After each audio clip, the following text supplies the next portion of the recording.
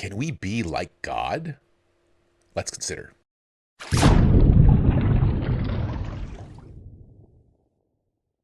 Hello, philosophers. I'm Chico.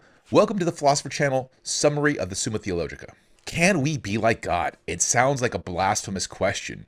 And yet, Aquinas is actually going to say that he thinks in a way we can be. First, before we actually get into the article, however, it's important that we lay the groundwork by talking about analogical language. So, the answer to this question is not going to be an easy yes or no. It's going to depend on how does God talk even work in the first place? And that all depends on when we use words like good or wise or something like that. In what way do we say two things are the same? Now, we could use language univocally, and univocal would be that we mean the same thing in both situations, the exact same thing in both situations. So, for example, in the word good, if I were to say God is good and I am good in a univocal way, then that would make me identical to God. It would make me equal to God in goodness. Now, a problem with that is it seems like it shrinks down God to be just another one of the beings. Maybe the top being, right? Maybe the most superior being, but still just one more of the beings. Another option is we could be using language in an equivocal way. And equivocal means totally different uses of the word, totally different meanings of the word. So, for example, the board of education versus a board that you just sat on. A board that's made out of wood, for example. Those are totally different uses of the word board. One is like a plank, another is a group of people. So if we were using the word good in an equivocal way, talking about God and ourselves, then we would mean something totally different when we said good about God, and it would be hard to understand what does that even mean in the first place. And then a third possibility is we could be using language analogically. And this means something like related but not identical. And in our example of goodness here, we could say that my goodness is a real but just a participated trace of his. So we don't mean exactly the same thing by goodness when we're talking about God and people. We don't mean something totally different. We mean something similar. Another example would be the word healthy. So for example, if I say broccoli is healthy versus Sally is healthy. Now, I don't mean totally different things by the word healthy there, but I also don't mean the exact same thing. I don't mean that broccoli is out there running and, has good circulatory movement. No, one word would be the primary meaning of the word, like Sally is healthy. That would be the primary meaning. And then when we say broccoli is healthy, we mean something like it induces health in the person who consumes it, like Sally. So that's analogy, and keep that in your back pocket because we'll come back to that. Let's talk about Aquinas' position on this question. Can we be like God?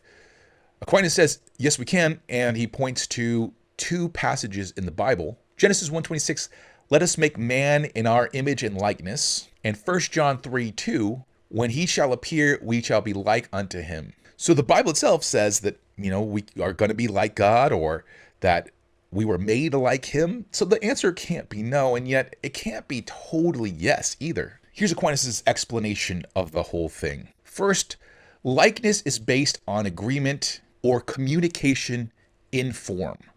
And of course, the word form here, we're using it in a very Aristotelian way, the form-matter distinction. So likeness varies in the different modes of communication in form. Now, there are three ways of being alike. The first one he calls perfect likeness. Things which communicate in the same form, according to the same formality, and according to the same mode. They're not merely like, but they are equal in their likeness. And he gives the example of two things that are equally white are said to be alike in whiteness in this way. But some other examples you could think of, two cell phones that are coming off the assembly line and they are built exactly the same. Two circles of the same radius. So here we mean equal, not just similar. The second mode of likeness is imperfect likeness. Things which communicate in form according to the same formality, though not according to the same measure, but according to more or less. For example, something that's like less white compared to something that is more white. Or some examples we could come up with,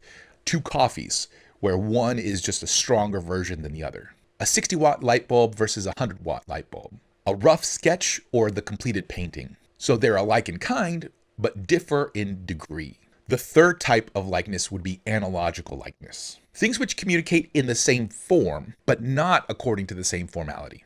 These would be non-univocal agents. Aquinas doesn't give an example here, but we could give an example of a sculptor and a bronze statue that he makes, or an architect in a building. So in this case, the effect genuinely carries something from the cause across a category gap without being the same kind of thing. There's something from the sculptor that is given to the bronze, but the sculptor himself is not a bronze statue. Okay, so those are the three types of likeness. Next, he says, every agent reproduces itself insofar as it is an agent. Reproduces himself? What does that mean? Well, on the Aristotelian view, to act is just to communicate actuality, to make actual in some other thing a perfection that exists in you. And remember, a perfection here means completeness, not getting something perfect. But a cause can only hand you what it already has. Can't give what you don't got. So an important thing to remember about this is that the likeness only holds with respect to that by which the thing is acting, not every feature that it happens to have. So we're not saying, for example, when you have a sculptor that is making a statue out of bronze, that the bronze statue has to become a person, right? You could make a bronze statue of a pterodactyl. But still, in a way, you are reproducing something of yourself in the thing that you are acting upon. Okay, now everything acts according to the manner of its form. And why does he say this? Because the form is the principle of a thing's actuality. It makes a thing actually be what it is. And a thing acts only insofar as it is in act. You can't run, for example, if you don't exist first. So the effect must in some way resemble the form of the agent. Now, Aquinas goes through three types of causes. The first one is same species. If the agent is contained in the same species as the effect, there will be a likeness of form between that which makes and that which is made, according to the same formality of the species. His example here is one human being making another human being, when you give birth, in other words. The second type of causality, same genus, different species. So if the agent and the effect are not in the same species, there will be a likeness, but not according to the formality of the same species. And the example he gives here is kind of dated, but it's that the sun heats a thing, and the thing is then like the sun in a way, but it's not like a little sun now, right? It resembles the sun in a manner, but not in the same species, just in its generic likeness. And generic here meaning genre. And then the third type of causality, when there's no genus at all. So he says, if there is an agent not contained in any genus, and this would be God, the only one who is not in a genus, because God is pure being, and being itself is not in a genus. He says its effect will still more distantly reproduce the form of an agent, not so as to participate in the likeness of the agent's form, according to the same specific or generic formality. Again, specific and generic here meaning species and genus, but only according to some sort of analogy, as we were saying before. And his example here is existence, as it is common to all. So existence is spoken of in an analogical way when we talk about existence itself, which would be God, right? Being itself, which then gives being or existence onto the things that exist that are beings. It's only said analogically because those things participate in being, but they are not being itself like God is. And he says, in this way, all created things, insofar as they are being, are like God in that he's the first and universal principle of being. So we come from God. Because of that, we have some kind of likeness. But in this case, since he's not in a genus at all, then we don't have that kind of communication that would give us, the likeness of species to species, or even something that's in the same genus, but only in this analogical way. Okay, let's look at some objections. The first one quotes scripture, Psalm 85:8. There is none amongst the gods like unto thee, O Lord. Now, of all the creatures, the most excellent are those that are called the participation gods. So still less can any other creatures be said to be like God. In other words, what this objection is doing is it's setting up the highest level below God, right? The highest level of beings. And already saying that, by the way, is a problem. Like God wouldn't be in a level with us, or that he would be something totally different. But you would say the things that are at the top of the hierarchy here are the most likely to be like God. But if, in this passage it says that they aren't like God, then how could anything else be like God? Here, by the way, the participation gods are probably talking about angels. if not the blessed, or people that are considered saints or something like that. Those are different ideas of what people have interpreted that passage to mean. By the way, this is also the passage that in John 10:34 through 36, Jesus points to when the scribes are upset with him for calling himself the Son of God. And he says, well, if we call these, participation gods, then what is the big deal with me calling myself the Son of God? Now, of course, when Jesus is saying that he's called the Son of God, he's talking about it by his nature, and whereas these other are by participation called gods. So it's like saying, well, these guys that are below me are called gods, then what's the problem with me, who is by nature God, being called God? Okay, but here's Aquinas' reply to the objection. Things can be like God as they imitate him, as far as they can, because you can't perfectly imitate him. Things can be unlike God insofar as they fall short of their cause. And this falling short is not just falling short by intensity and remission, like something that is less white is falling short of whiteness. The falling short is because they are not in agreement, specifically or generically. Again, specifically meaning by species, generically by genus. So the same things can be like and unlike God, he says. So, and he appeals to Dionysius here. When Holy Writ declares that nothing is like God, it does not mean to deny all likeness to him. And just to make things totally clear, because I'm not totally sure that I explained that well, it's not saying that we fall short of being like God, like a dim light bulb falls short of being like a bright light bulb. Instead, we are falling short of God by being totally different things. Okay, objection 2. Likeness implies comparison. To say two things are alike is to say, you're comparing the two things. And there can be no comparison between two things in a different genus. And he gives the example here of, we don't say sweetness is like whiteness. And I'm not sure this totally lands. We say stuff like jazz is cool or blues, right? We compare some things that don't seem to go together. But let's give him, this is the objection to him. So we'll give him that for right now. But if you can't compare things that are in a different genus, then there is no likeness. But again, God is in no genus.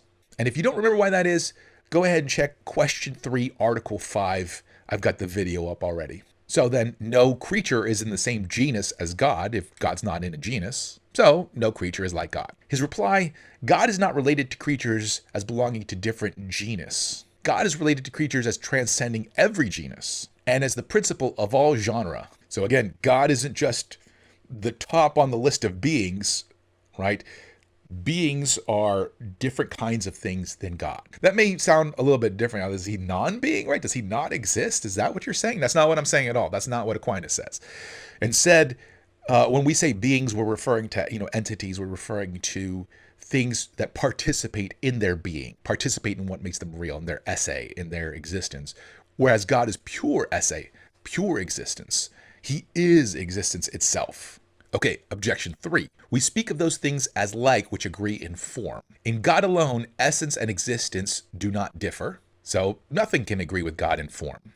So no creature can be like God. His reply, likeness in creatures to God is not affirmed on account of agreement in form, according to the formality of the same genus or species, but solely according, again, as we said, to analogy, inasmuch as God is essential being, whereas other things are beings by participation. Objection 4, like is like to like. This is like the symmetric property. If one thing is like another thing, then the second thing is like the first thing. So among like things, there is a mutual likeness. So if any creature is like God, then God will be like the creature. But Isaiah 40:18 says, to whom have you likened God? In other words, God's not going to be like anything. So God is not like a creature. So no creature then is like God. His reply, we say the statue is like the man, but not conversely. We don't say the reverse. So if I say, oh, look at that statue, it's just like David. I don't say David is just like that statue, right? You don't say it the reverse way. And then he quotes Dionysius, a mutual likeness may be found in things of the same order, but not between a cause and that which is caused. So although creatures in some sense can be like God, God in no sense is going to be like creatures. And that's the asymmetry that keeps the whole thing from turning into blasphemy.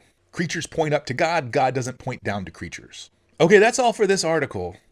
But in the next article, we're going to have an interesting question. Is existing the same thing as being good? Aquinas says yes, but doesn't that mean that everything is just good insofar as it exists? And isn't there such a thing as evil? How can he say that? We'll have to wait until the next one. I will see you then. Adios.